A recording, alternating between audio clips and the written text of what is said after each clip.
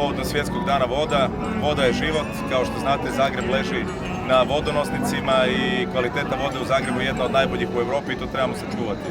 I sa zadnjim urušavanjem dijela Jakuševca taj dio smeća, posebno organskog, je prešao na sloj koji nije zaštićen, dakle prelio se i mi apeliramo da se to što prije sanira jer ključno je da se sačuva kvaliteta vode u gradu Zagrebu. Mislim da je to jedna od najvažnijih stvari i najvećih potencijala koje grad Zagreb ima. Dakle, imamo čistu, još uvijek jeftinu vodu, to nisu uspjeli poskupiti i zato smo danas ovdje tradicionalno, a to slučaj ne kolidira sa ovom predizbornom kampanjom. Što se tiče predizborne kampanje, idete li u svim izbornim jedinicama, jesu liste gotove? Pa liste se sastavljaju, apsolutno. Ovih dana čućete sve od predsjednika stranke Davorka Vidovića. U finiširanju su određeni pregovori. Sasvim sigurno socijaldemokrati, ono što je ključno, imaju najbolji program za Hrvatsku i to je pametnom dosta. Dakle, želimo vratiti dostojanstvo pogotovo umirovljenicima. Dići ćemo odmah kad dođemo na poziciju odlučivanja 30% mirovine u Hrvatskoj zato jer je dosadašnji udio mirovina u BDP-u 9,5%, a u modernim europskim zemljama je on čak negdje oko 12, 13, čak i nerijetko i 15%. Prema tome sa povećanjem udjela postotka za izdvajanje za mirovine u BDP-u na 12,5%, sve mirovine u Hrvatskoj se mogu dići 30%, a posebno ćemo se truditi voditi računa o onim najmanjim mirovinama. Dakle, najmanje mirovine rast će otprilike za 200 eura. 200 eura ćemo subvencionirati i najam obiteljima, jer najam u Hrvatskoj je skup kao i cijene nekretnina.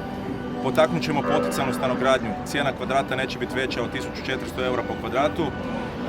Majkama koje je završena porodiljnom subvencionirat ćemo puni iznos plaće, to je pravedno. Sva djeca u Hrvatskoj, bez obzira da li se radi o školarcima u osnovnoj ili srednjoj školi, imat će pravo na besplatne udžbenike. Ako ima milijarde za kriminal u INI, u drugim HEP-u i u drugim poduzećima, sasvim sigurno mogu se naći novci za besplatne udžbenike za svu djecu.